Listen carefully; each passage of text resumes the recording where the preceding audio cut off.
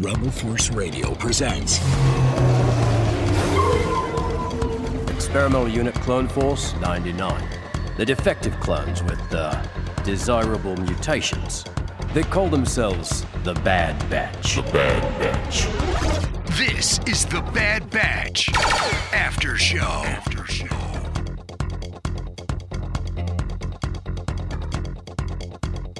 I can hear it now. And the Emmy Award goes to D. Bradley Baker as the Ice Vulture. Did you catch that in the credits? That's the first time I think I've ever seen a creature like that, an animal, get a voice credit. It was D. Bradley Baker. And we know that the way these contracts work with voice actors, they're limited to how many characters they can voice without having to be paid extra. But as we've discussed previously, we think probably D. Bradley Baker has his own special contract for a show like The Bad Batch. But nice to see D getting the credit as a creature voice. I mean, if you've ever hung out with D, you know that he has, he's not just the man of a million voices, he's a man of a million sounds. And if you throw a joke out and nobody laughs, he's always there with the friendly cricket sound, just to remind everybody that no one found it funny. But I do have a serious question. Do you think that blaster bolt to Nolan's chest might have dislodged the enormous stick up? You think that happened? Oh, is that guy Oh, why don't you stick your head up there and find out? Well, that voice you're hearing here on the Bad Batch After Show is, of course, none other than my good friend and yours from Chicago, Jimmy Mack. Hey, Jason. Hey, Star Wars fans. D. Bradley Baker, he is a treasure, isn't he? And I always think that if we split his head open, we would find some extra cavity up in his skull that allows him to create all those weird noises he makes and with all that resonance and stuff. But yeah, I've heard the cricket a few times myself, Jason, and that's always very humbling when D throws the cricket in your direction. But no doubt. He's a lot of fun and a great guy, and I'm really pleased to see. And I was thinking about this week myself. I'm pleased to see that he has such a showcase for his talent, like this show is. And it's amazing the magic he pulls off at the microphone, really giving every character their own individual voice, even though it's the same voice, coming from the same guy. The clones are all based off of the same person, but yet he still is able to apply an individual nature to all of them. And I don't think there's anybody else out there who could do it like D. Bradley Baker does. No, I don't think so either. And what I really liked about this episode, which I loved, by the way, I thought this was one of the probably certainly in the top 5 for this season. It was a great psychological, character-driven story. I think you can count the number of characters that actually had a line of dialogue very easily on one hand with this episode. So they didn't overwhelm you with a lot of different clones, a lot of different characters. It was really about Crosshair, Mayday, and this Nolan guy. That's really what it was. And there's a lot to be said about the dynamics in between them, especially Nolan and Crosshair, as they sort of are in some ways mirror images of each other. Just slightly, maybe. Well, we'll get into it here. You are listening to the Rebel Force Radio Mandalorian. I knew I was going to do it. Bad Batch After Show. It's easy to do, folks. We do 2 of these a week. If you're new to the program, we do Wednesday Mandalorian After Show and Thursday Bad Batch After Show. So let's get to the tail of the tape for this week's episode of The Bad Batch. We're talking about Season 2, Episode 12, The Outpost. 2 directors on this episode, Nathaniel Villanueva and Brad Rao, written by Jennifer Corbett, and a brilliant score by Kevin Kiner, as always. This Kiner really shined, I thought, in this episode, particularly on that attack on the Raiders' lair. Really cool stuff. And the original air date for this, March 8th, 2023. And by popular demand, I do have the runtime, minus credits, about 28 minutes for this episode, which is typical for The Bad Batch. So I joked at the beginning about the blaster bolt to Nolan's chest. This guy is, I don't think I've seen anyone quite this hateful since, what was that guy's name? Was it Krell? That general, the Jedi general in the Clone Wars that they all hated and they ended up offing him at the end? I think he might. Krell. Yeah. Yeah. The Umbara arc is what you're thinking of. And he too believed clones were dispensable tools to be used on the battlefield and not really giving them any sort of acknowledgement as far as being human individuals. Right. So that's pretty good. I'd even consider Krell as I was watching this episode, but I see plenty of parallels between his approach to the clones and that of Nolan, Lieutenant Nolan. Yeah. I mean, Nolan, I think, takes it even to a different level. He has a disdain that can best be described, I think, as extreme prejudice, hatred even of the clones. But he just sees them, as he says, as used equipment. Aren't these the winners of the Clone War? Well, how about a little respect for these guys? They thought they were on the good guy team, so you have to cut them a little bit of slack. They couldn't see through the veil of the dark side. They went out and they fought and they won. And then they stood up to what they believed were the evil Jedi generals because their minds were twisted. I mean, these guys are heroes. And yet you have the Empire dispatching of them quickly, enforcing retirement on them. I mean, how about at the beginning when you saw the poor guys, with the officer, and I don't know if you heard, Jim, but in the background, there was this radio announcer, across all the loudspeakers saying, "Thank you for your service. The Empire thanks you for your service." Just over and over and over again as they were pleading with the Imperial officer lady there, saying, what are we going to do? What are we going to do now? These guys have nowhere to go. And Kenobi sort of gave us an idea of where a lot of these guys probably end up, with a tin cup on the street. Yeah. It's sad, really. And, with that opening shot, we're back at that Imperial base on Coruscant to start off the show. And we're really getting to know this place. It seems like we've been back there several times this season so far.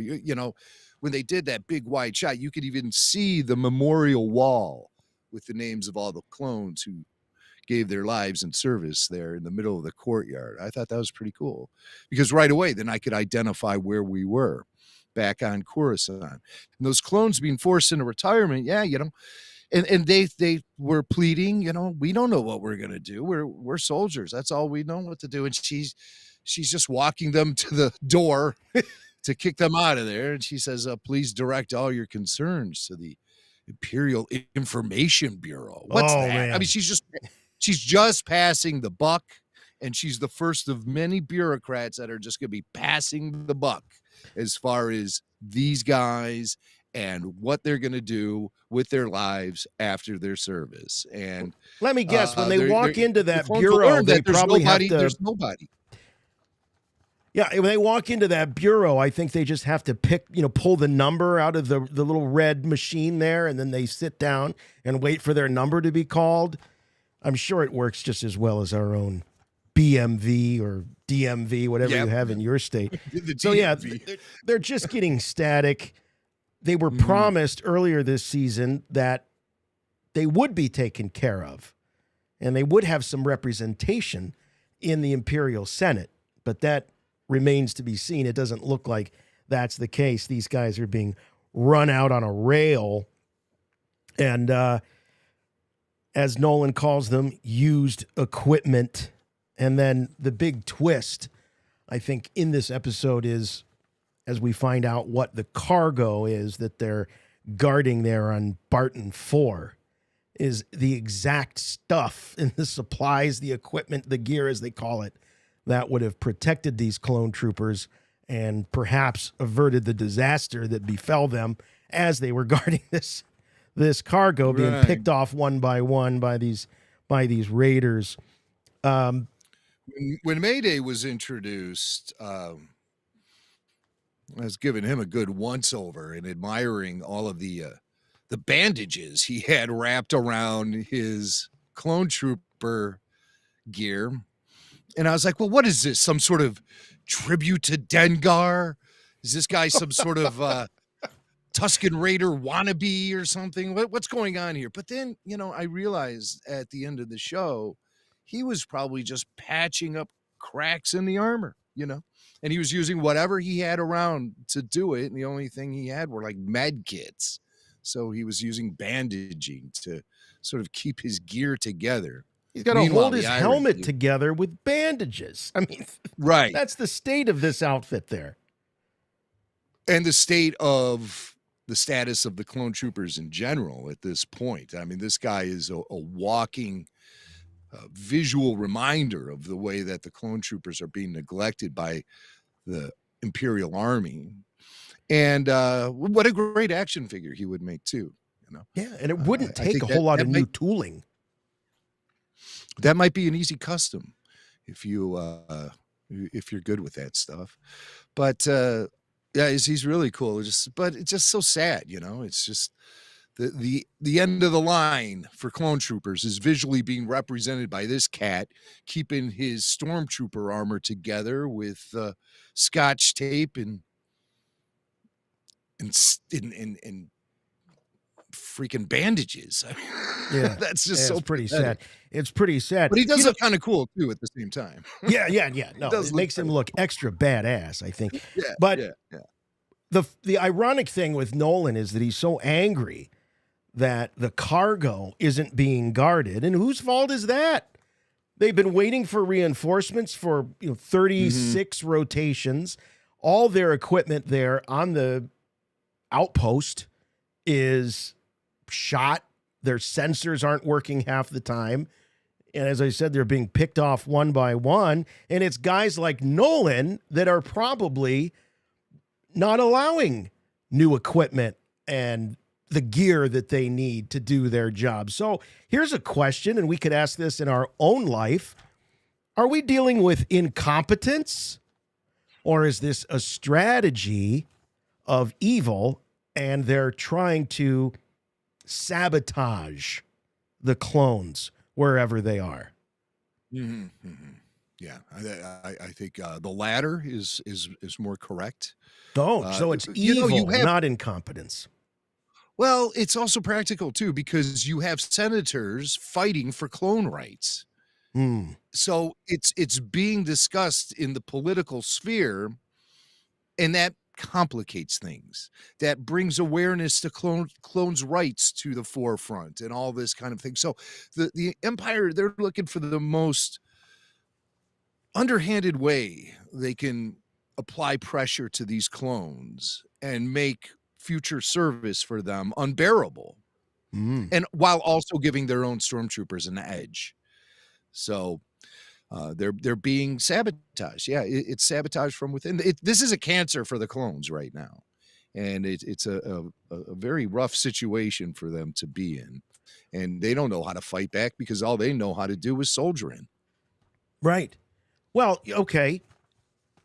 Would you say that Crosshair is likely, or was likely, the most loyal clone that the Empire had? Think about maybe halfway through the first season, and he's made his decision to leave the only family he's ever known.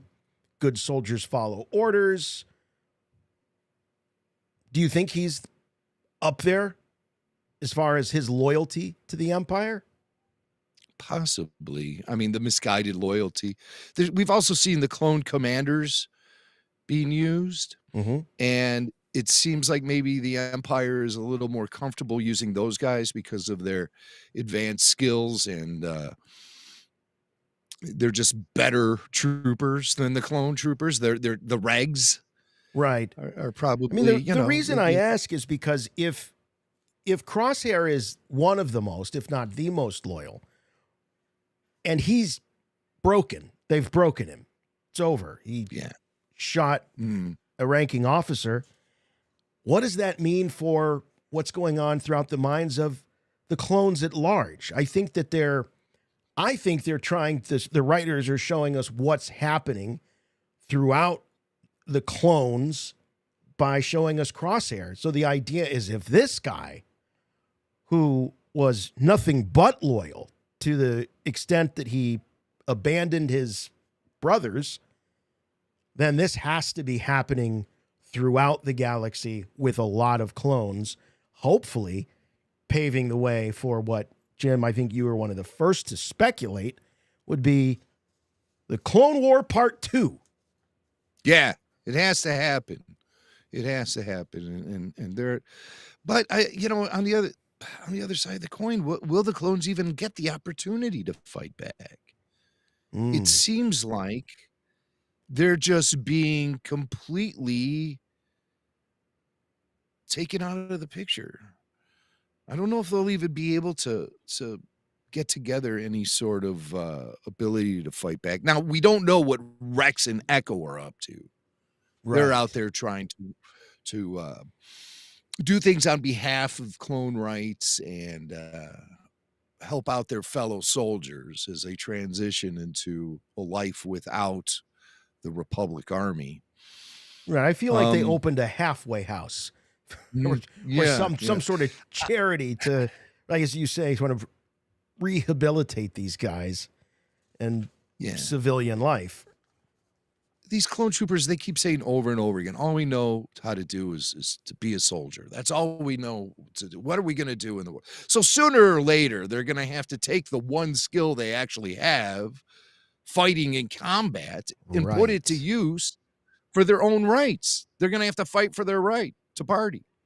And I mean, if the creatives behind the show don't recognize that opportunity, then I don't know what's going on, but I think that all arrows are pointing in that direction.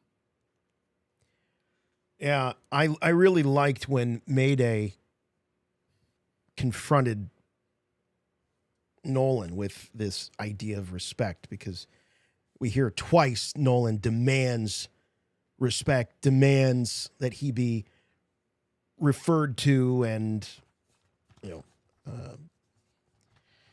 by Crosshair and Mayday, as being a cut above them. And he says, well, respect is something that is earned.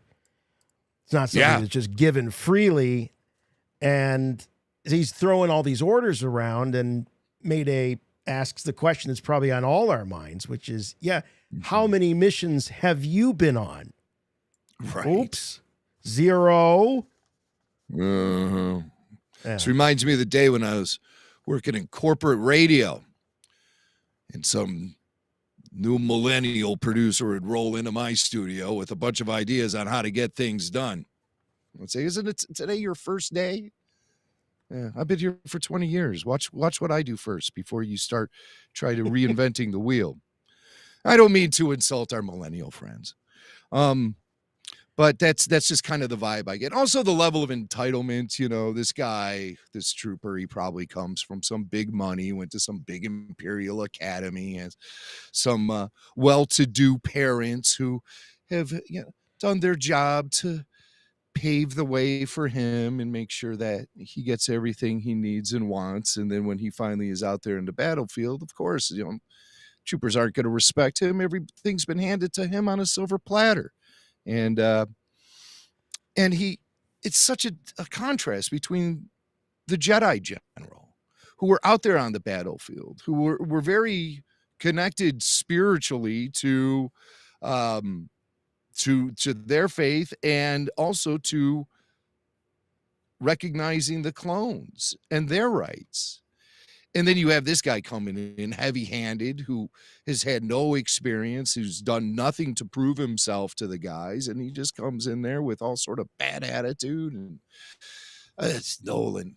So I became affixed with the the triangle on his helmet. I'm like, where have Oh. we seen triangles before in the Empire? And so that sent me down the rabbit hole today. And because Time I wanted well to spent. Well, they like to look at Macquarie designs for things for aesthetic happening between the two trilogies, the prequels and the original trilogy. So they tap into Macquarie designs. But a name who doesn't get thrown around often enough when you talk about Star Wars costumes and designs and things is a guy named John Molo. And John Molo worked on Star Wars and Empire. And he was like an expert in military costume design and military history and things like that. And so I went searching through a lot of artwork because I wanted to find the first Imperial triangle that there ever was. This is not anything you can Google, folks. Trust me, I tried. But I found this one. I don't think I sent it to you, Jay. But here, if you want to put me up on this. Yeah. I found this one. It's on my phone. This is the earliest stormtrooper design with a triangle on it that I could find. And it was done by John Molo as concept work for A New Hope. And you can see there's the triangle on his shoulder pad. But it's not the upside down triangle that we see. There's also a triangle on the helmet too, but it's a sideways triangle. Yeah. It's pointing. Yeah, it's pointing like behind him. You can see. Oh, look at that. Oh yeah, with a rebel trooper. Yeah, at that time this was a rebel trooper. I think these guys actually might even both be rebels as they were conceived. And the designs got shifted around to the Empire and whatnot. Ooh, look, I got a dirty fingernail right there. Mac was playing Grease Monkey earlier today out in the garage. Yeah, picking my butt. So that's an early triangle, but the one that really sticks out as far as like modern Star Wars is from Rebels. You have the Imperial commando, and he has a red triangle on his helmet, which is very similar to the one we see on the helmet of Nolan. So, and then you guys could see these guys in Star Wars Rebels and stuff. I believe this is Sabine's brother, Tristan Wren. And so there's that. Tristan? But where does that come from? Where does that come from? I'll just show all the pictures here, Jason. I got them right here. These are the ones that you sent me. That one. There's the one. This is where it comes from. Boba Fett. An original concept done by Ralph McQuarrie for Boba Fett, featuring the T-visor, has a red rectangle on his forehead pointing downward. And that's the closest I could find to the rectangle on Nolan's head. And then this guy, of course, this is some concept work for a Stormtrooper helmet. I'm not sure if that's McQuarrie. I don't think it is. I think that's Dean Trevorrow. And he did a lot of illustration for the original Star Wars, a lot of screen boards and things like that. Looks like he's using the McQuarrie established look for those McQuarrie troopers there. Yeah, it looks like just a really rough draft here of an early Stormtrooper helmet. And I really felt like this resembled the one we see getting pulled out of the crate when they discover that was the gear that they were protecting. So, yeah, that's what I did today. Boy, I love my job. Just looking at Star Wars pictures for an hour or two this afternoon. It was a lot of fun. I think we've got a photo here of what they pulled out of that crate in the snow. So, yeah, very similar to that one that we were just showing. Yeah. Yeah, so that's like the TK helmet they're featuring now. And there are many different takes conceptually for the TK helmet that were done during pre-production for the original Star Wars film. I wonder how many we'll end up seeing in Star Wars Rebels before it's all said and done. And will any of these designs appear in season 2 of Andor? Oh, maybe. Well, I don't know. They seem to be right after the Clone Wars, though. Yeah, well, I'm sorry, Jason. I was going to say they've already established the traditional Stormtrooper look in Andor. We've seen the A New Hope version. So unless there's some flashbacks or something, which maybe we'll see that, but they're not gonna mess around with that stuff. No, I agree. I think in live action, they won't. They're going to go with what is the most iconic, the most recognizable, because it's a larger audience. They know that it's a larger audience, and it's a more casual in terms of the adults watching. It's a much more casual audience. The only one I know that would be watching it and comparing helmets the way you're doing is probably our buddy Blake. He's probably got the various stuff, for that generation, So yeah, put Paul Bateman in that mix too. You have to put Paul in that mix. Oh, well, Paul, but I was talking about kids. I was talking the difference between the way kids watch this stuff and the way adult Star Wars fans watch this stuff. No, I will argue that Paul Bateman never grew up. I will not argue that point. I won't argue that point. So no debate. I'll tell you, I thought that, there was a lot of really great symbolism in this episode. And when you look at the two characters of Crosshair and Nolan, you can't help but think that Crosshair is being confronted with his own coldness, his own malice. And we get a glimpse of it in this episode where he talks about dead weight. And Mayday sort of makes a joke about it. Geez, I hope I don't get, injured on your watch while we're together. You're going to consider me just dead weight. Well, that was some foreshadowing.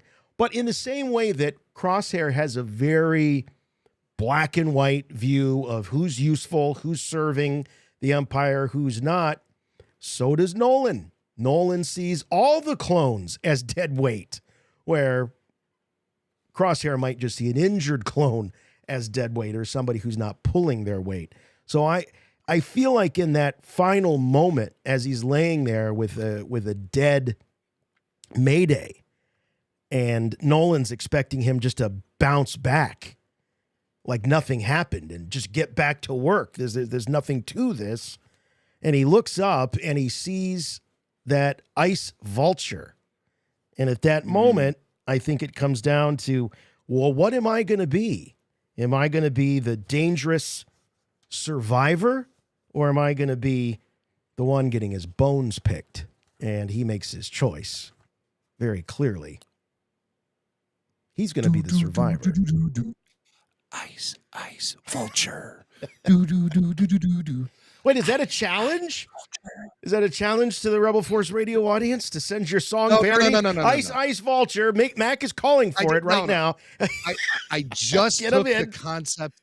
I just took the concept and pushed it to its absolute limits. That's as far as you can go with it. No one can go any further with it. Ice vulture. All right. Enough. That's it. That's as far as it's going to go. But what do you think about the sort of mirror image that Nolan represents for Crosshair? Because part of me thinks that Crosshair has never met anyone as mean as he was. And now he meets Nolan. And I don't think he likes the reflection that's showing back. I don't think Crosshair ever cared. I don't think he ever even considered it. He was just like so rough and coarse around the edges, and the wall he had built up around himself was so thick that nothing could penetrate it. There's a moment in this episode when that all changes. It all changes, and it comes down to some dialogue from Mayday as they're hiding out in the cave, and they discover that they were there to protect new gear. And Mayday says, new toys for their shiny military, and we get scraps. After all the clones have done, all we sacrifice. We're good soldiers. We followed orders. For what? And Crosshair's like, oh my God, that's my favorite line. Good soldiers follow orders. He's I love singing that my line. song. Yeah, right. Oh my God, I've been lied to all along. He realizes that's when the bubble bursts completely for Crosshair, is the realization that they were chumps all along, that everything they did was for nothing. So That's sad. Now, I would push against that. I'd say that the sacrifices they made during the Clone Wars were important and essential, but at the end of the day, that whole conflict was manufactured by Palpatine. Yep.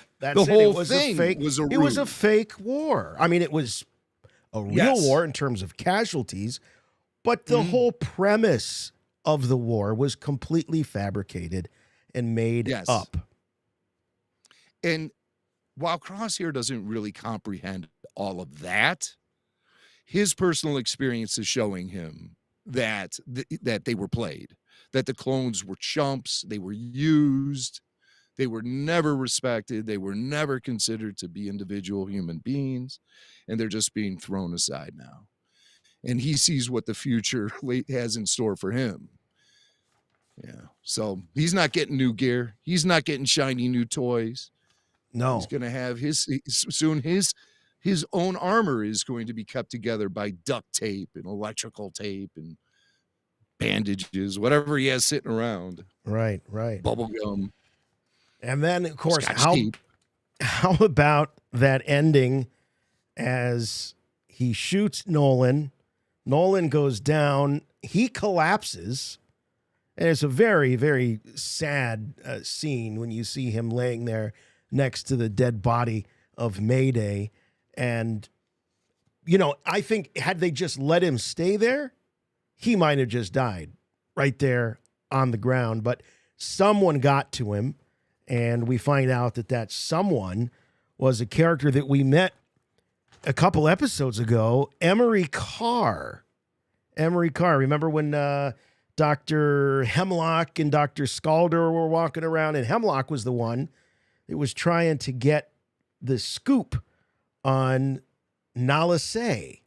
How do I get Nala Se to give me the secrets of her cloning technology? And then, of course, the Prime Minister, Lama Su, comes in, and we know that he says there was a child, there was a girl. Okay, so you have to think they sprung to action, researching what happened to this girl. Who was she last seen with? A lot of things that we talked about when we were examining that episode. And it seems obvious to me that all of a sudden, the end of this episode, you have Emery Carr standing over a semi-conscious Crosshair. I don't think it's a coincidence. Yeah. Because I think he's been traced to the Bad Batch. I think he's been traced to the Bad Batch, Clone Force 99. And there are probably, if they don't know for sure that the Bad Batch survived, because they don't know. That's still a mystery, I think.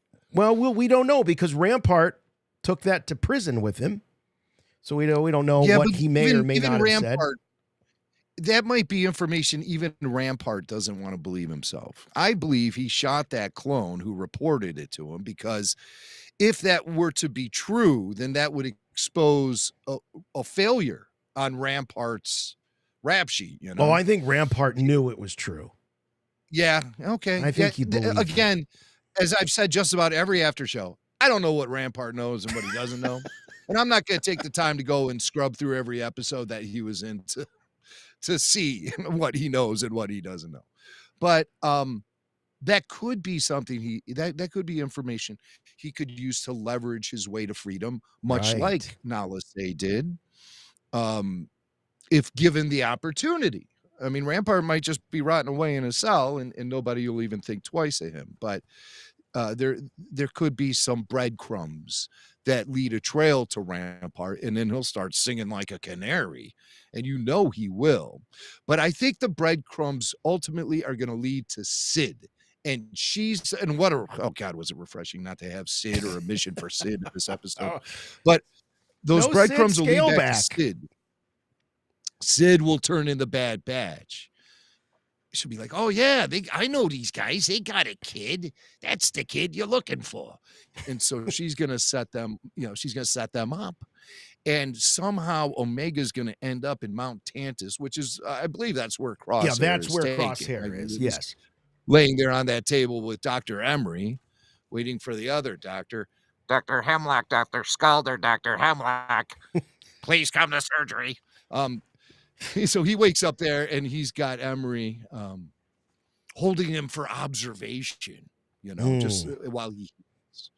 And they don't want to start running the big tests on him until he's healed from his frostbite or whatever he got out there on the planet Barton. Okay, well, if he's not there, Barton 4. If he's not there to help lead them to Omega, what do you think he might be? Omega will end up in Mount Tantus. They will apprehend Omega. She will end up in Mount Tantus. The Bad Batch will break into Mount Tantus to rescue her. They will become reunited with Crosshair. He becomes a member of the gang once again. They all team up together to ultimately save Omega.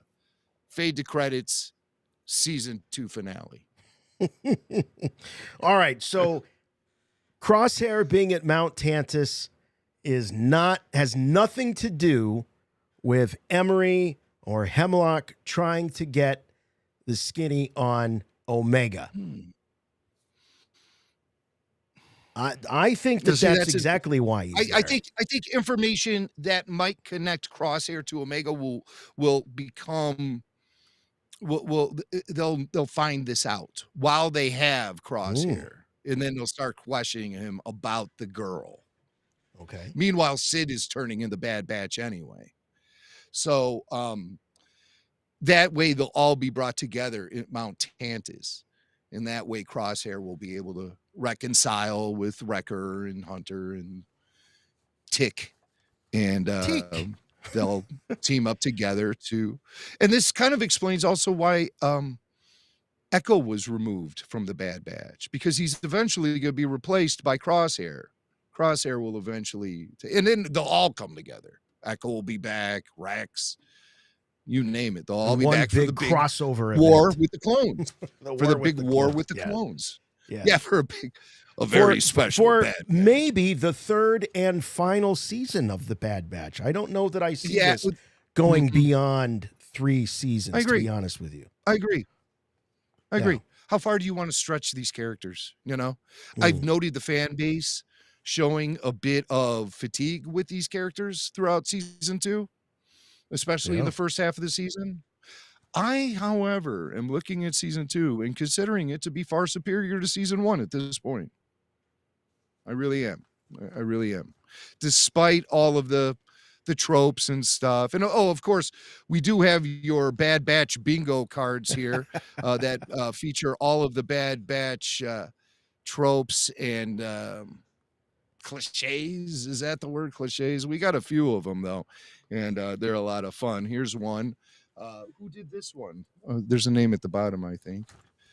It's a little blurry here, but yeah, I can look first. them up. Look them up. The first see. one is this red one, and here's some of the ones that are some of the squares that will make you a winner. All right, so we're looking for a new planet.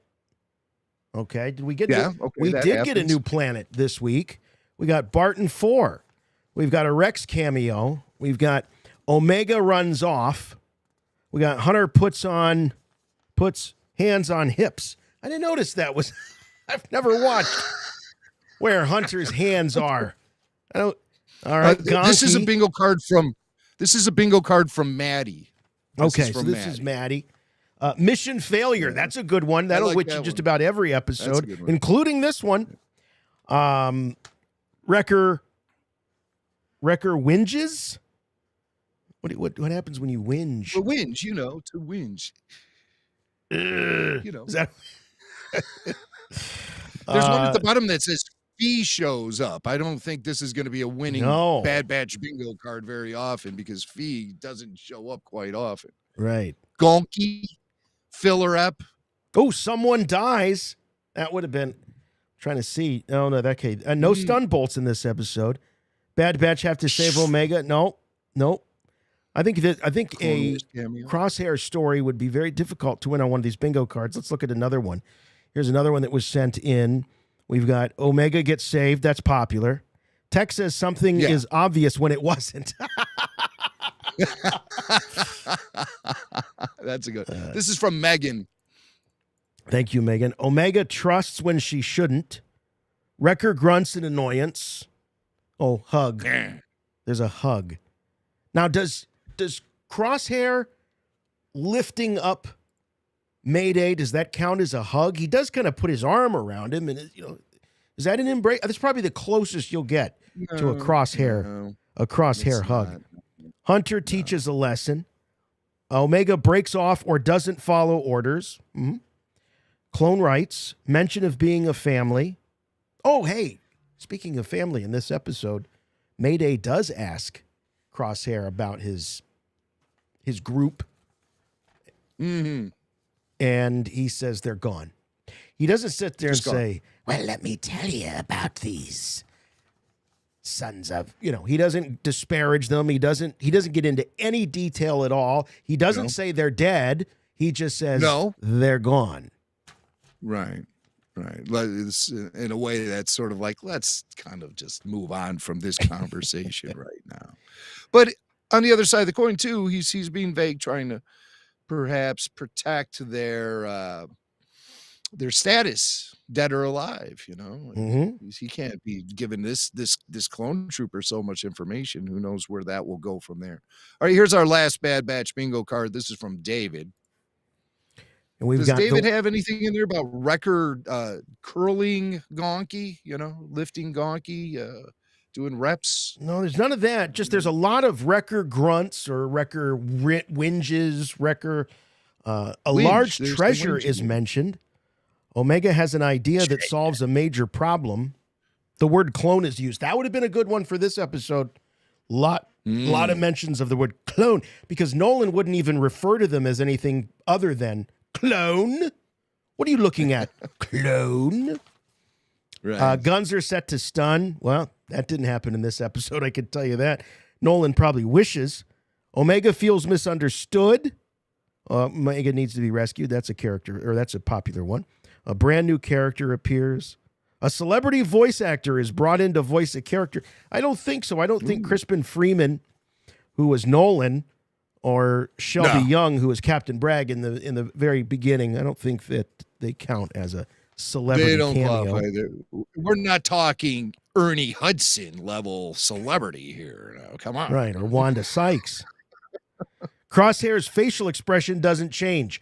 That might have won. That might have been. No. When he was buried in the snow and struggling to get out of that, he was very emotive with his facial expressions. He had a lot of, oh crap, this is the end sort of looks on his face. We got a lot of Kinda topics. like when I go on the roller coasters at Six Flags. We do have a lot of topics on the table. What do you think about Nolan? And what do you think about the oncoming, what we're speculating is maybe an oncoming war between the clones and the conscripted troops? How long do you think the Bad Batch might go on after this? We know we have, what do we have? 4 more episodes. And are we finally at the point where the shills are on the same playing field as the rest of us? They got the first, how many episodes? 14? That won't happen until the season finale double feature. So okay. Yeah, All we're right, so your still shill media a few is still ahead behind. of us. Yeah. All right. Still a couple episodes behind the unofficial PR mouthpieces for Lucasfilm. Not us, boy. We're taking this. We're with you. We're fellow travelers taking it one episode at a time. Anyway, the number is 708-866-1737, 708-866-1737, or of course we're monitoring the chat. Well, let's go to the phones. We've got a Patreon supporter with us right now. We've got Matt from LA. Hello, Matt. You're on with Rebel Force Radio. Hello. Hey, Matt. Hey, what's going on? Hey, how are you? Good, excellent. Glad to talk some Bad Batch. Specifically, I just wanted to confirm this tragedy that's unfolding us. The tragedy of not Darth Plagueis, but of the clone troopers yet again. Shout out to Mayday. Previously was Hauser from the first season. We got a one-off clone character, but Mayday coming in, showing us how it's done, earning respect amongst us fans in one episode, and then keeling off and never be seen again in one episode. Yeah, it's kind of a shame. He was He was a really cool character. I enjoyed him a lot. I thought that It he is had- unfortunate, but he has to serve as a symbol, you know. Right. He has to be representative of the disposable status of the clones in the eyes of the Empire. So we don't get to spend much time with him. We Absolutely. have to grieve that because the Empire is bringing the hammer down on our beloved clones. Right. And to that effect, you know, I love the highlight on these clone characters we're seeing. Obviously, you know, growing up and watching the Clone Wars, just loving these characters as they grow with the Jedi, but now seeing them, you know, like you said, get disposed of. You know, it's extremely sad, but it also reminds me of the real world struggle we have with our veterans. You know, as someone who has brothers that are in the military, this is something that, you know, really means, you know, a lot to me, and you know, just happy that it's getting highlighted in this way and that it's getting discussed through this medium, because it's an important issue, you know, and I think hopefully it just keeps people, you know, aware that this is not just fantasy in the space world. That's right. It's really happening. It's a very important issue, Matt, because you're absolutely right, and you have brothers in the service, and we thank them for serving, and you know, we've got 20-some years of nonstop conflict and war, and that's a long time. That's longer than the Clone Wars. The Clone Wars were only, 3 or 4 years? And we just got finished with 20-plus years of war in the Middle East, and all these guys and gals are coming back, and we have to take care of them. We absolutely have to. We cannot repeat the past with how veterans have been treated. Whether you agree with the conflict or not, doesn't matter. Right. Doesn't matter. They were following orders. They were doing what they were supposed to do, and they're certainly braver than I'll ever be. I'll tell you that. What do? I sit here in a cozy studio and talk about Star Wars cartoons. But no, it's I joke, but no, you're right. We love that you do, man. What's that? We love that you guys are making this content. Thank you to everybody. Just want to say thanks for making the content. Make sure you like and subscribe to this video, guys. Look at the YouTube page up in that algorithm. Thanks, everybody, and thanks for the time. Oh, man, thank you very much. Now, couldn't say it better myself. A nice guy. That's a great plug. We do have some super chats coming in. Our pal Fart Party, just with his cheers. It's very nice of you to do that every week. Here's John David. He says, "Chut. I'm late to the party because I work like a clone." but I just crammed the episode. Holy baby Yoda, this episode is solid. Also, Mayday's blaster rifle looks like a precursor to the E11. Oh, I love that attention to detail, John.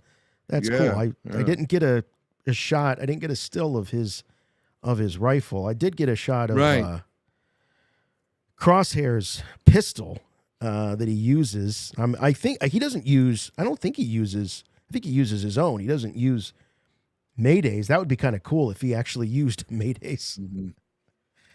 Yeah, I'd like to see these things getting rolled out, though. That's certainly a symbol of the Empire. That blaster, the rifle, the E11.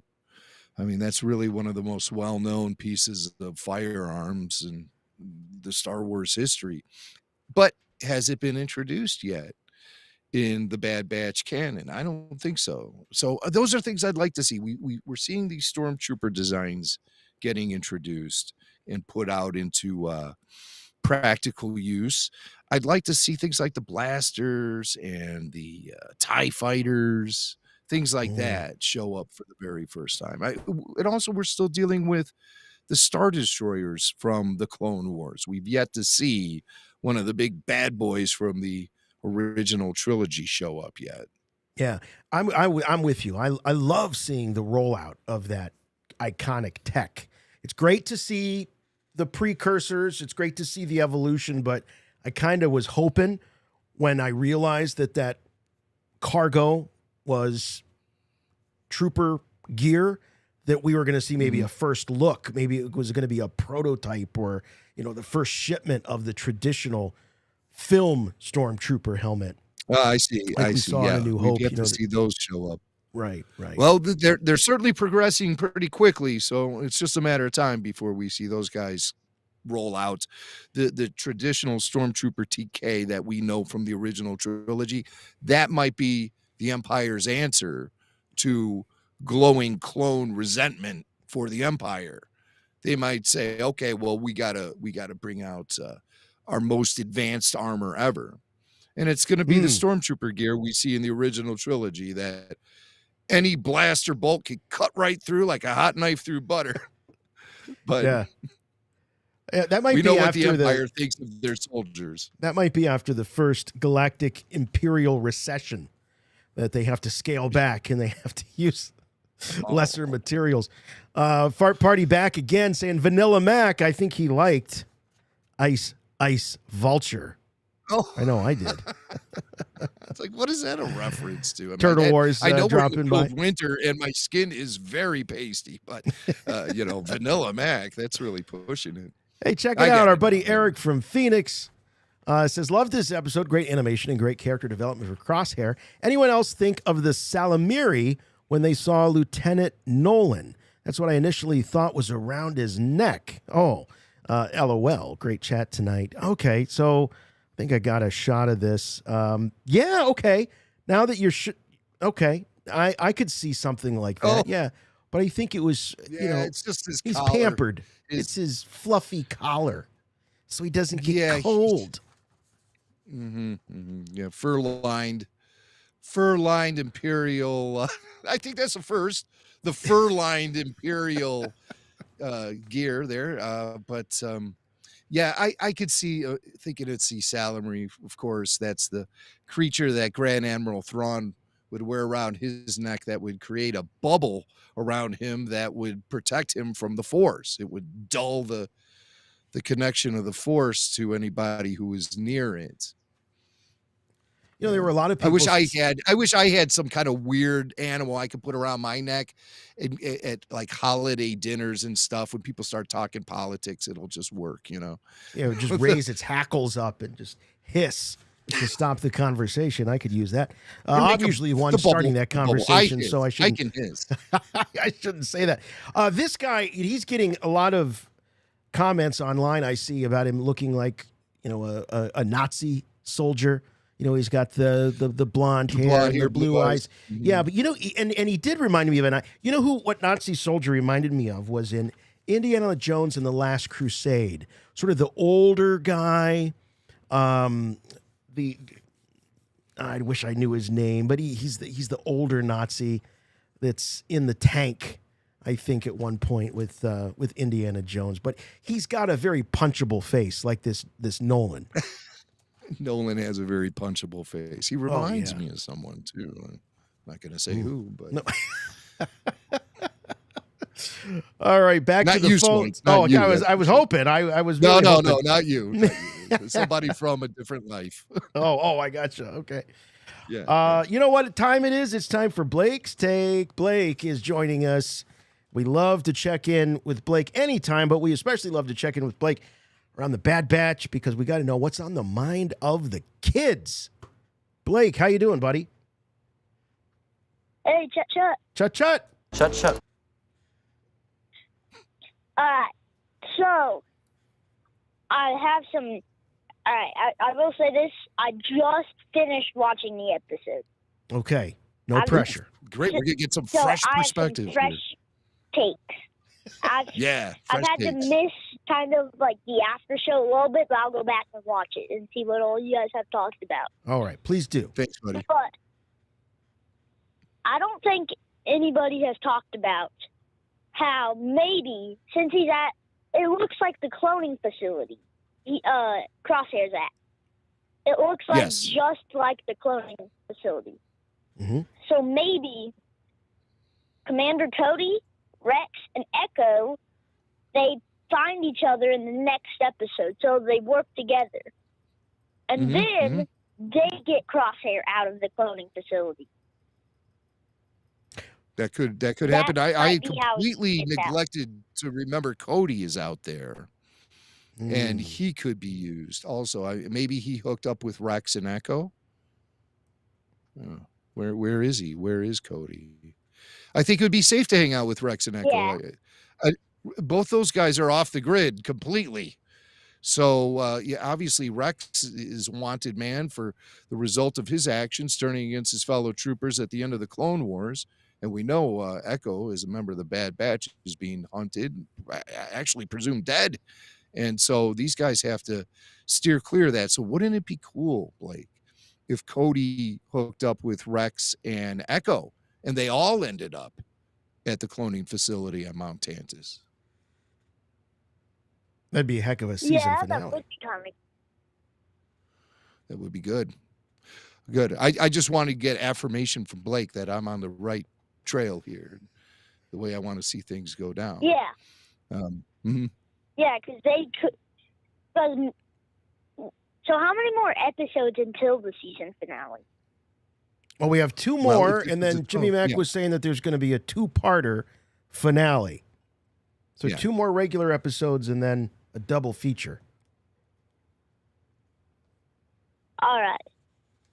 So whenever they get Crosshair out, Mhm. maybe, since he said in at the end of season 1 that he got his chip removed, maybe while he's there they put a chip in, so he might shoot like not remember them at first, but then they help get the chip out again.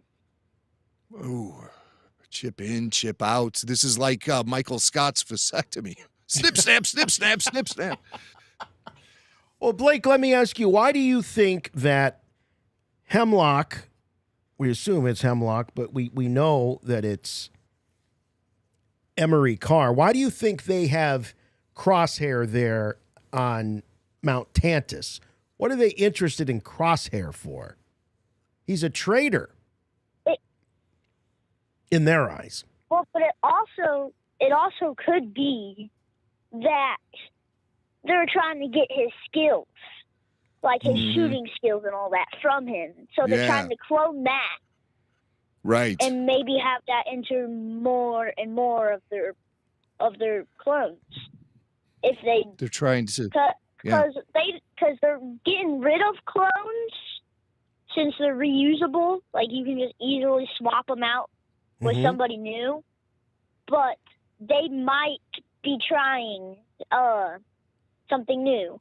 Well, like trying clones again. Is it safe to say that the cloning efforts that the Empire is engaged in now, right now, on Mount Tantus and in those various vessels scattered throughout the galaxy, is it safe to say that those efforts are solely about Palpatine's plot to be able to create some sort of immortality by continuing to inhabit the bodies of clones? Or is there something else? Are they working on a clone soldier 2.0? Because that would stand in contrast to what they're outwardly doing. The Death Troopers. The Death Troopers? Yeah, the from Rogue One.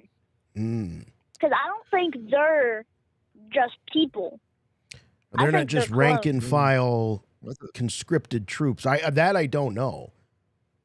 Yeah. That's a good because idea. they seem like too different from all the other troopers to be clones. You're right. So you're right about that. That could be what they're using idea. Crosshair for. Is to try to make. Are they working on a super clone? Good stuff, Blake. Good stuff. That's cool, buddy. I think Palpatine is trying to hoard all the technology and keep all the secrets of cloning to himself. He's only concerned with his own immortality. I don't think he's interested in creating any other life to serve any other purpose except his own. And it's very clear that the Empire wants to phase out clone troopers. There's no question about that. They destroyed Tapoca City on Camino. They're forcing all the clones out of service. So for them to continue with clone experiments for the military seems curious. But if they had a specific idea for the Death Trooper soldier, and those guys are clones, I never considered that. Somebody in the chat saying Dark Troopers, John Riley. I don't think so. I think Dark Troopers are strictly droid. Yeah. Yeah. I thought so. I think they're the next step in the droid army. Hey, Blake, last question. That Emery Carr, voiced by Keisha Castle Hughes, sounds an awful lot like Omega. She has the Australian accent. Is it possible that there is some sort of connection between Emery Carr and Omega? Why would they have a character sound so similar? Interesting. It could be kind of how, like, Omega's a clone. Maybe she's like a clone. And she doesn't know it. But yeah, she just doesn't know it. Emery, we're talking about. Because they do have the exact same accent. It's not even like from a different part of Australia. Like it is the Omega accent. And Australia does have different types of accents throughout. It's a continent. It's a big place. And so they don't all sound exactly the same. So, all right, buddy. Well, we know that we're getting close to bedtime for you. Thanks so much for always being part of the action on the after show. We really appreciate it, okay? We'll talk to you next week. You're welcome. Thanks for taking my call. Always, buddy. It's always a pleasure. Blake. Thank you so much. What a polite, wonderful young man sharp he kid. is. He really is. Sharp kid who shows very little reluctance to public speaking. Right? I think it's pretty impressive for a kid. I mean, 10 years a old. lot of kids his age, an adult in day-to-day occurrences, an adult will address a kid and they'll be like, they get all in that weird shell. Not our Blake. No, not our Blake. no. He's I'm sorry. conversation on a level. I misappropriated the accent of our beloved Omega. It is a New Zealand accent. It is a Kiwi accent. Well, it's not the Australian accent. It's in a similar neighborhood. It really is. It's really there's a lot of people crossover from going there. on there. I love that. It's separated by how many miles of ocean. But, to us Americans, you know how we are. But no, thanks for the correction. And it makes sense. I remember covering this when Bad Batch debuted, that, of course, when you've got D. Bradley Baker doing such a good job of sort of incorporating that New Zealand accent for all of the clones that a female clone would have, obviously, a same or a similar accent. Though hers is a lot thicker than anything D is doing. That's for sure. Really thick. But anyway, thanks for the correction. Okay, let's go back. We got Marty, Patreon supporter, Marty from Georgia on. You're on with Rebel Force Radio. Marty, hello. Hey, chut, fellas. How you guys doing? Chut, how are you? Hey, Marty. Doing great, guys. Thank you for always covering these shows. They're always awesome to talk about. Oh, thank you. Just want to talk about the similarity between the Crosshair shooting Nolan and in Mando when Mayfeld, Bill Burr's character, shot his commanding officer. Oh, that's a good comparison. That's a great comparison. I just noticed how, I think, George, and you guys correct me if I'm wrong, but Star Wars rhymes. There's different scenes that are just repeated in different, for lack of a better phrase, generations in Star Wars. And who knew killing your boss was one of those themes? So, yeah, what are they trying to say? Who are they mad at? Are they mad at Kathleen Kennedy, perhaps? What, all of a sudden, all the bosses are getting... I don't know. Is that some foreshadowing? I don't know.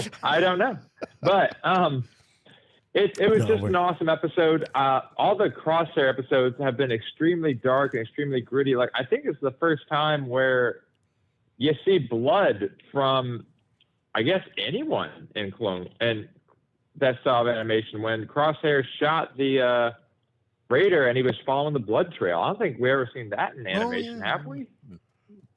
Boy, that scene, that was another one of those really dark scenes. That whole raid, it was real dark. It was hard for me to see. was there a blood splatter?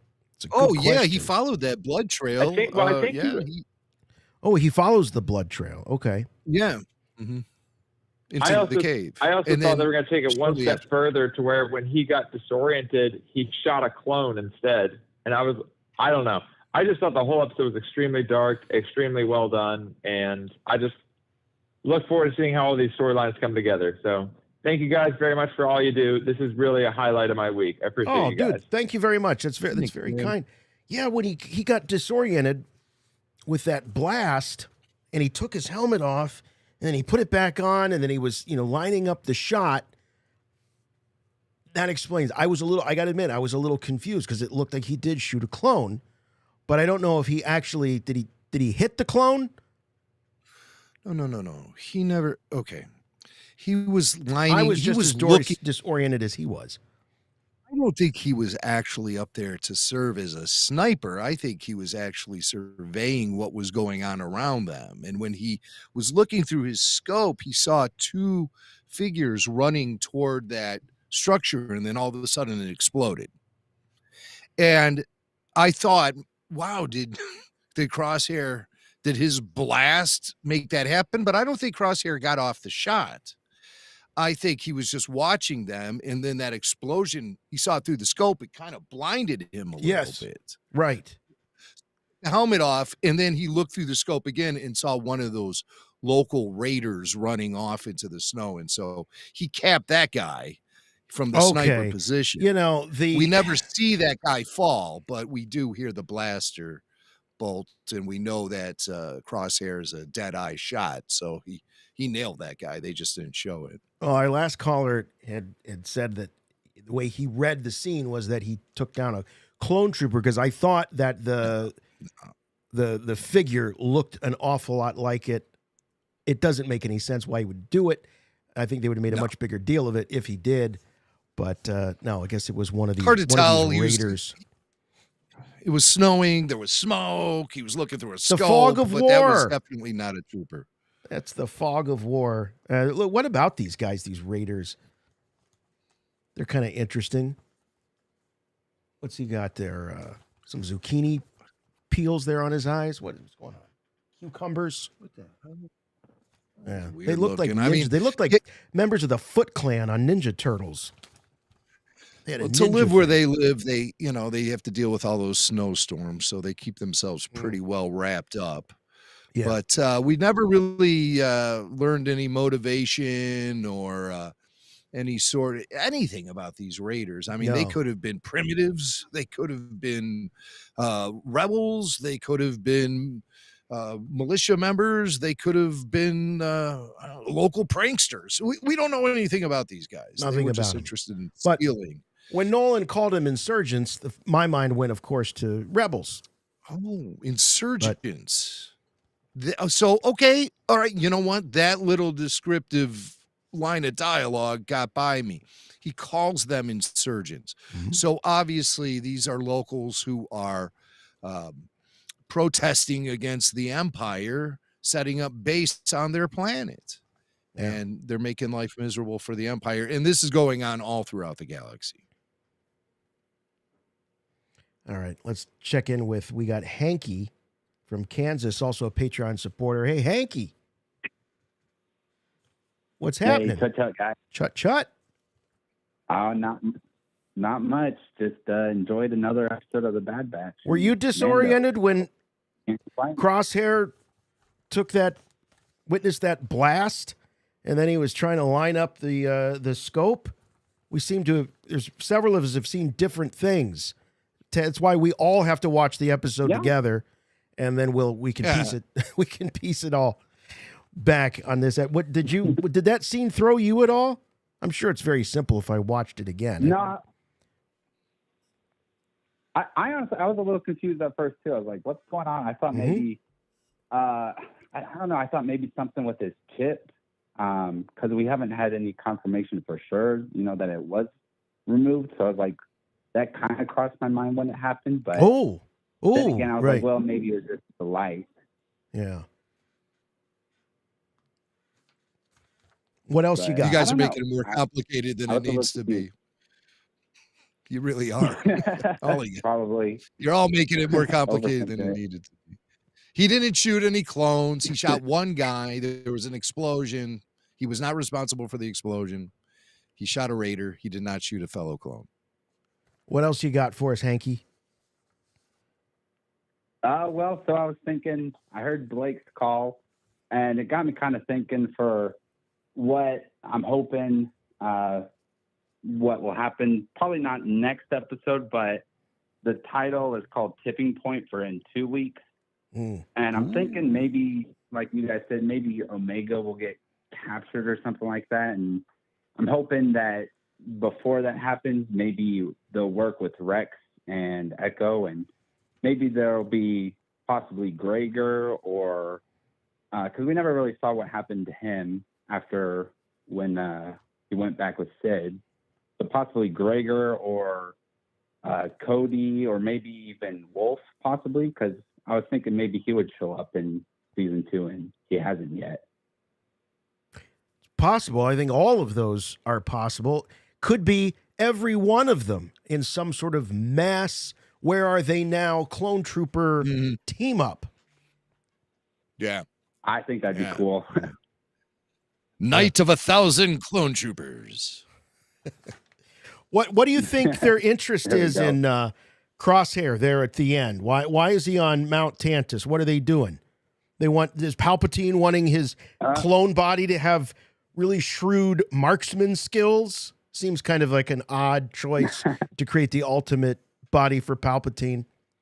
Max giving me a condescending shake of the head. I think it's just pretty simple. Max says we're just making we're making this all too complicated. So he can come in here and simplify it all for us. There's nothing wrong with that either, because often our ideas are a lot better than the ones that end up showing up on the screen. But I think it's quite simple. He has advanced genetics. He has mutations. He has different skills. So his blood is something that would be of value to the Emperor, as he's looking to create clone bodies to inhabit once he is done with his current body. So I think that's what it's all about.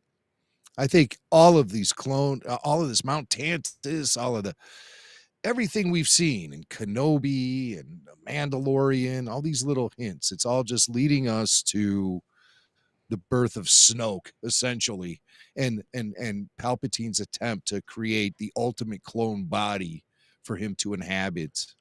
I hope by the time they add all of these amazing clones together, members of the Bad Batch, Omega, Crosshair, we end up with Snoke. That's what happens when you mix all of that together.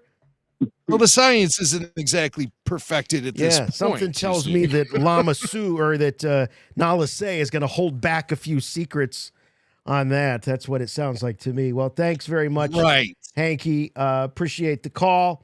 Good thoughts about some of those missing clones maybe showing up. And let's go to Sean. Sean calling in from Chicago. You're on the air. Hey, guys. How you doing? Hey, guys. How you doing? Doing all right. Doing all right. Hey, so, maybe turn down your computer. Hey, Sean. Sean, can you maybe turn down your computer a little bit there? Or whatever you're listening on. Getting a little feedback. All right. There we go. How about now? Oh, that's great. You sound wonderful. All right. Sorry about that. I was on my headphones. So anyway, first of all, love the show. Love you guys. Thank you. I want to know what you guys thought about my take on Mayday and Nolan being sort of like the angel and the devil on the shoulder of Crosshair. So you got Nolan, who's like the embodiment of this new empire, right? So he's the devil on his shoulder. And then you have Mayday, who's like the opposite, obviously, the embodiment of his older life as a clone and the brotherhood and all that, sort of stuff. So what do you guys think about that? I love that. I love that idea. You got the angel and the devil on the shoulder of Crosshair. And at the end, he shoots the devil. The angel dies too, but he shoots the devil. Yeah. Usually the devil offers yeah. you something, though. They offer you, hold on one second. I got to get this thought out of my head. The devil will offer you something that will be enticing, that will be something that you crave, a pleasure of some sort. We don't get that from Nolan at all. He does not like any clone, whether it be Mayday, whether it be Crosshair. He doesn't see it that way. So he offers no level of enticement for Crosshair at all. He's an immediate adversary. From the moment they talk on Coruscant to each other, he is revealed as an adversary.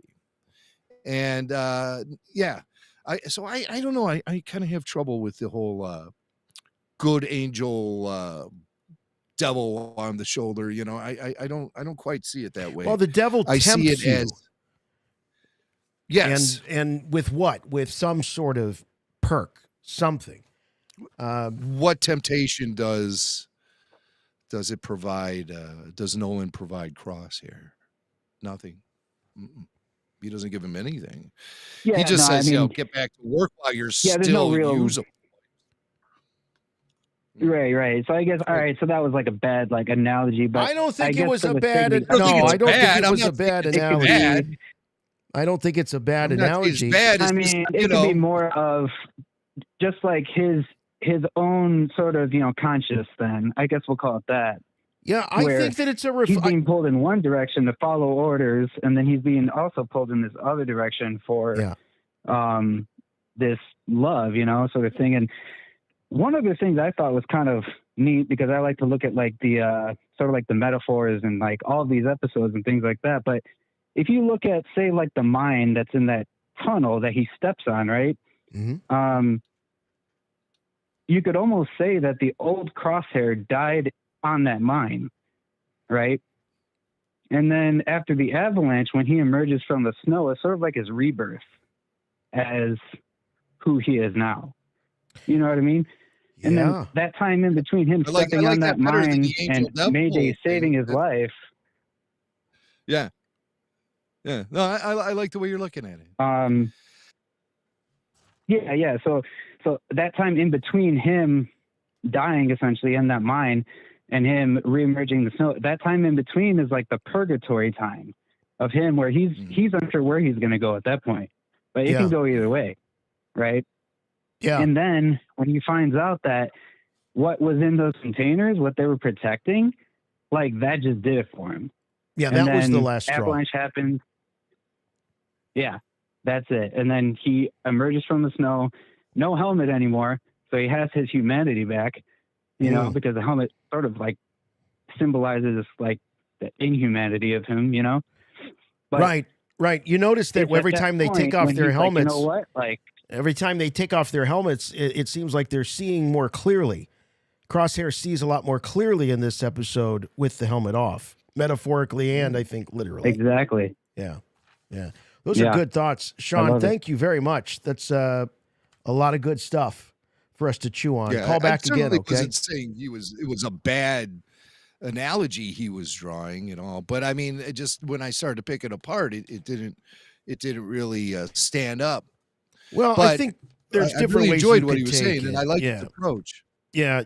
I think that what the two characters for me represented in terms of Crosshair was just different reflections, different aspects of his nature. There was the darker side of his nature, which I think is very similar to Nolan. I think he was absolutely intolerant, intemperate. He's not a nice person.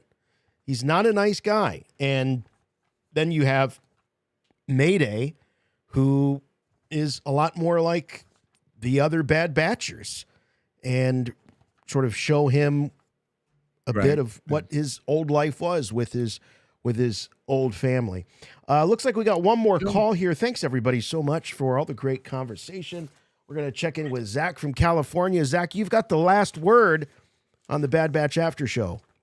Oh, dang, you're putting a lot of pressure on me. So, obviously I want to talk about Crosshair, but everybody's kind of throwing around the big idea of him going back with the Bad Batch in some way, shape, or form, whatever that may be. Yeah. And I'm kind of hoping that doesn't happen in whatever way that is, just him not ending up with the Bad Batch. I hope something like that happens, because we've seen it a lot, especially in Rebels, with characters who are with the Empire, loyal to a fault, eventually defecting and joining the Rebels. We see it with Callus. We almost see it with Minister Tua. We see it with Wedge and his couple of friends that Sabine assists in getting them out of the Sky Strike Academy. And even, I mean, to a point, even kind of Reva, until we find out why she's in the Empire in the first place.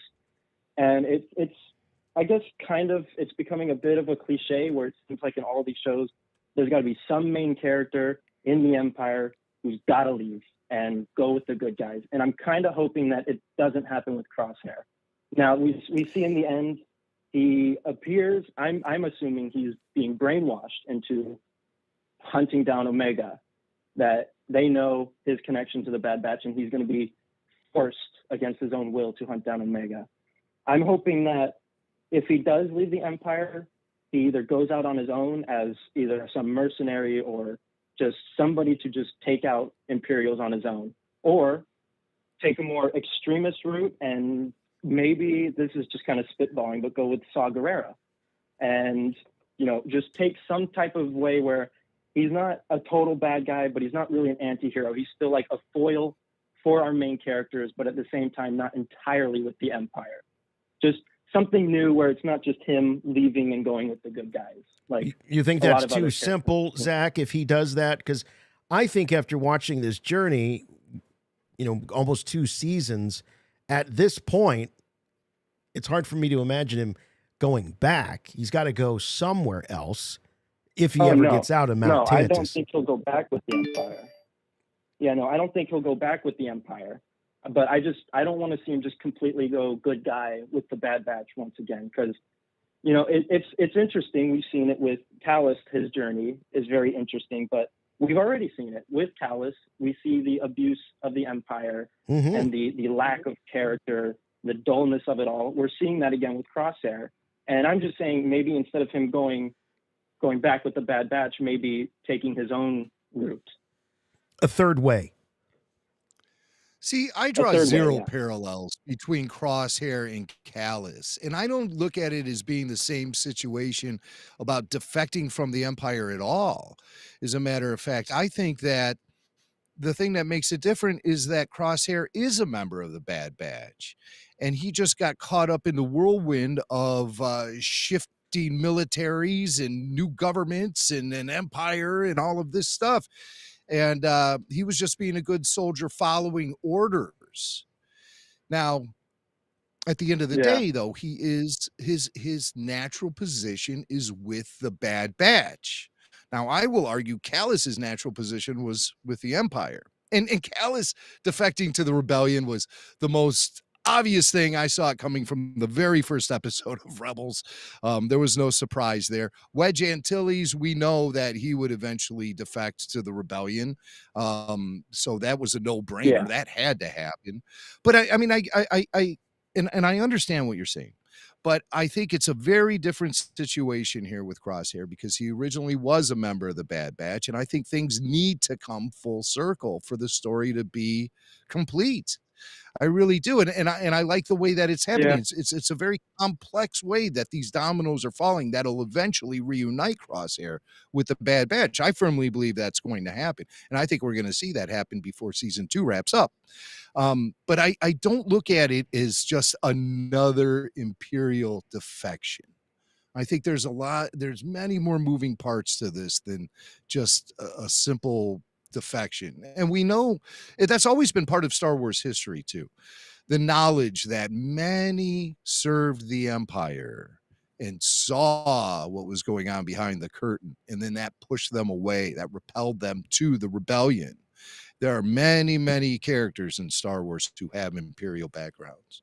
I mean, Han Solo, for crying out loud. Yeah. And so I just think that's a natural thing to happen. And it's being presented to us with with with a lot of roots, deep roots for these characters, much more so than the other examples that were brought up. So I don't have any problem with that. Yeah. And I think it's natural for the story to have that reunion with Crosshair and the Bad Batch. I think it's only natural, and I would be really disappointed if it didn't happen. It's going to be a little awkward though, and when he shows up and they're just hanging out, and it's time for him to watch Omega because the rest of them are on a mission. It's going to be weird. It's going to be weird. Yeah, well, I think there's going to be many dominoes falling, even with Omega. You know, I don't know if she'll actually be available as a daughter figure for someone like Crosshair. Yeah. I don't know. Well, you know, I think she's living with him. He's just going to be the cranky old uncle. But things have to change with this story. This story has to evolve.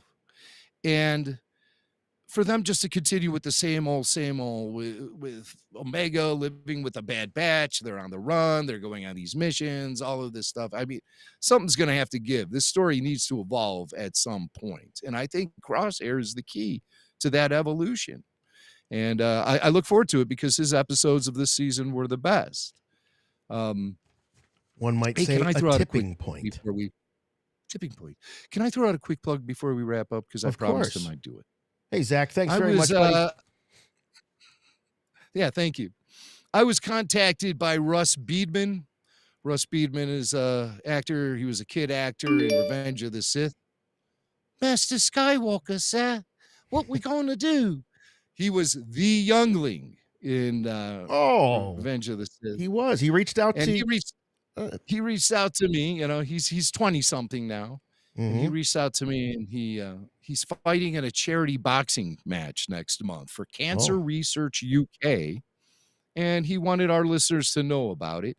You can visit Russ Beedman on Facebook, and there's links on his Facebook page where you can contribute to this great cause. Any level of contribution would be greatly appreciated. He's looking to raise 1,000 pounds. And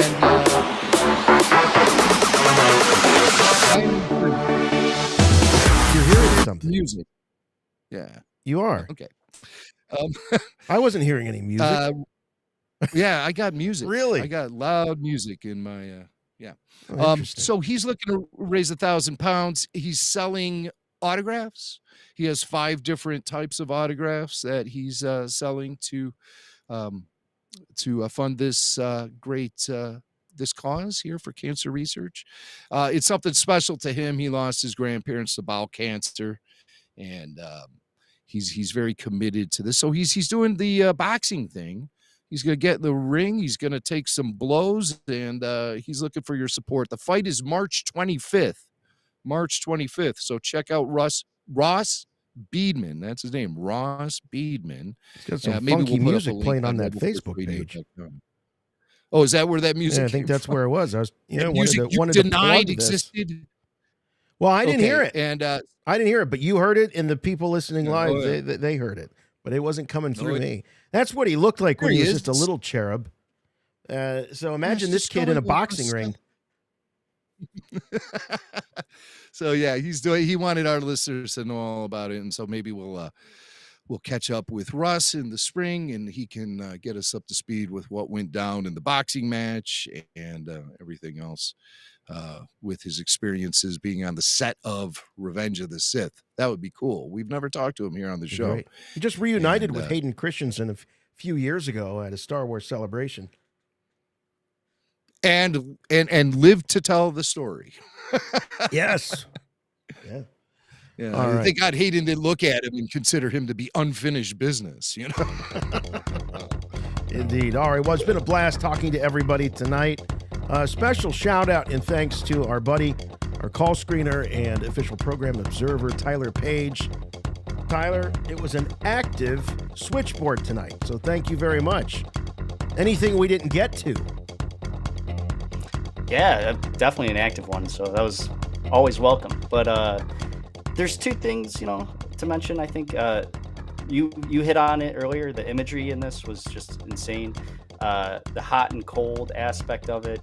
if you listened with the audio description, took a page out of the Jimmy Mack playbook for that, they were very clear on cold eyes and warm eyes, and you could see how Crosshair was always gravitating towards the warmth, right? So like Mayday gave him the heater right when in the building in the beginning, and then they huddled for warmth together later.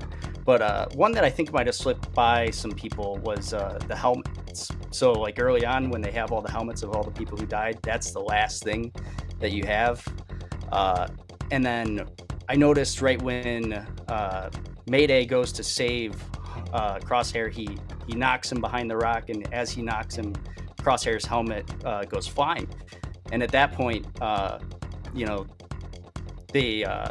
Crosshair has to go and get Mayday's helmet back and put it on him and carry him back, and eventually he takes it off before he dies. But it was just so vivid and so clear to me. I thought this was one of the best episodes of The Bad Batch for sure.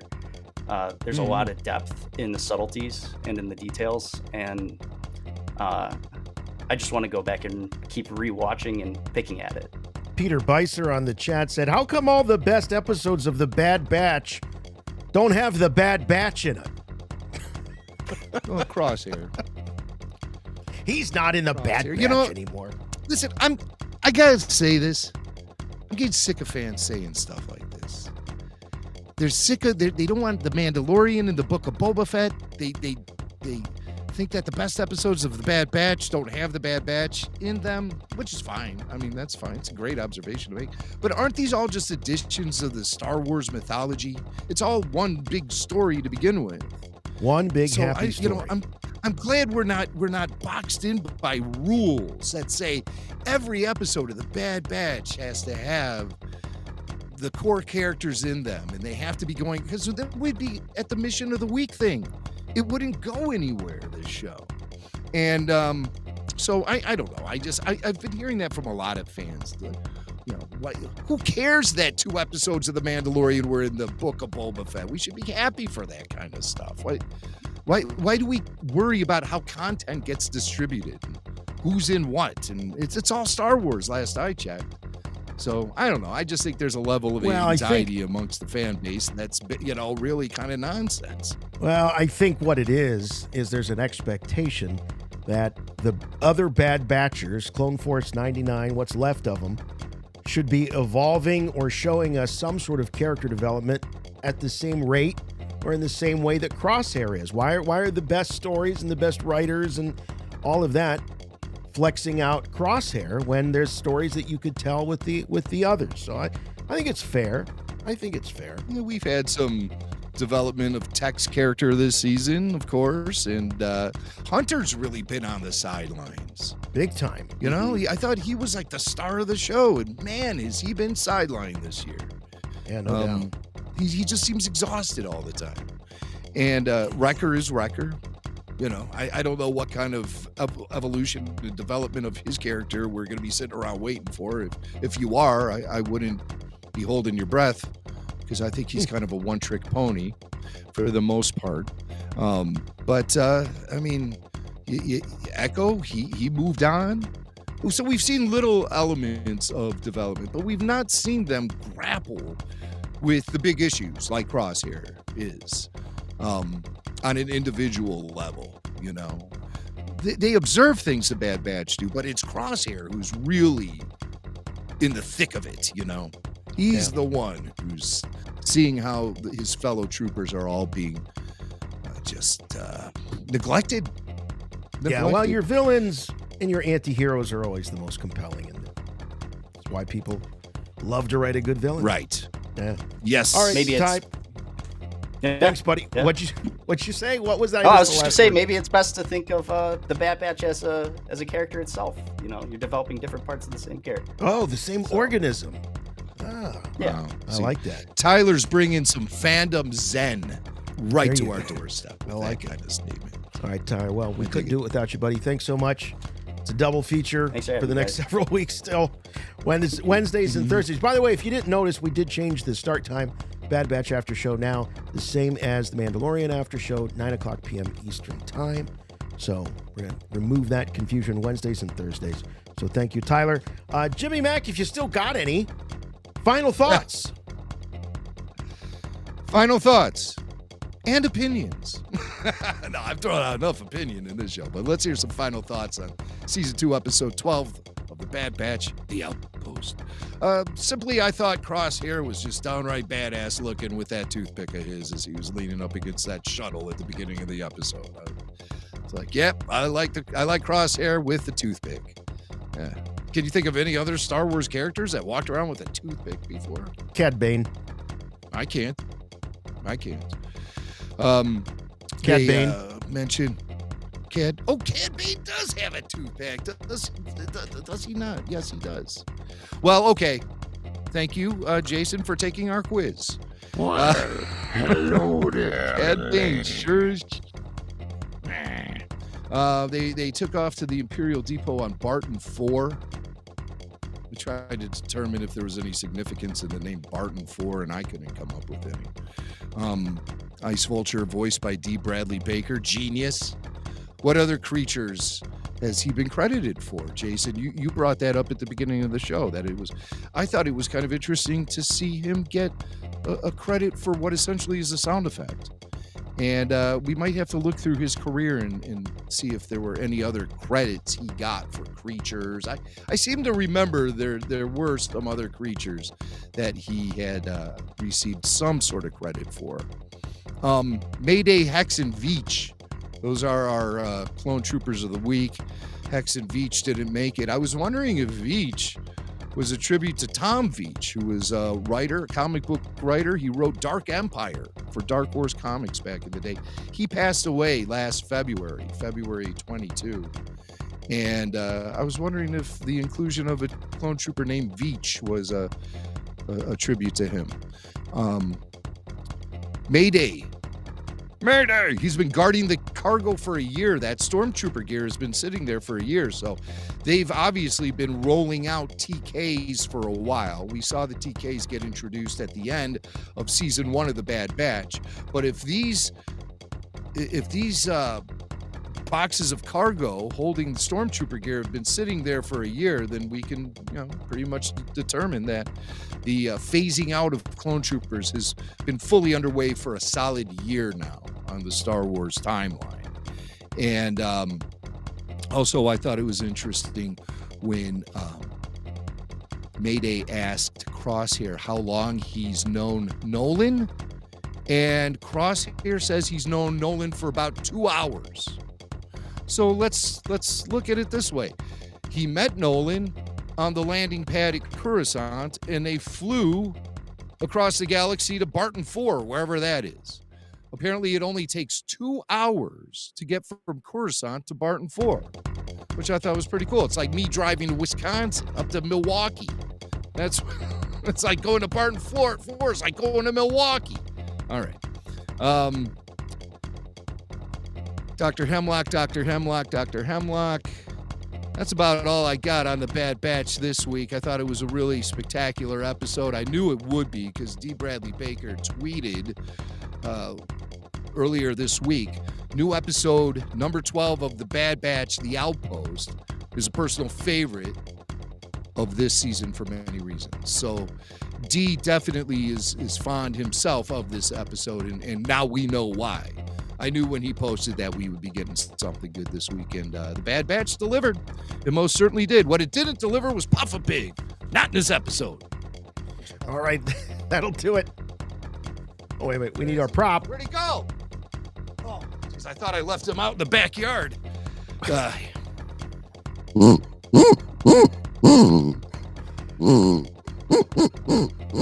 All right, well, if you can't get enough of that, you can find more at Patreon. So go to patreon.com/Rebel Force Radio. We got the weekly full show video over there, exclusive podcast that you can't download on any other podcatcher.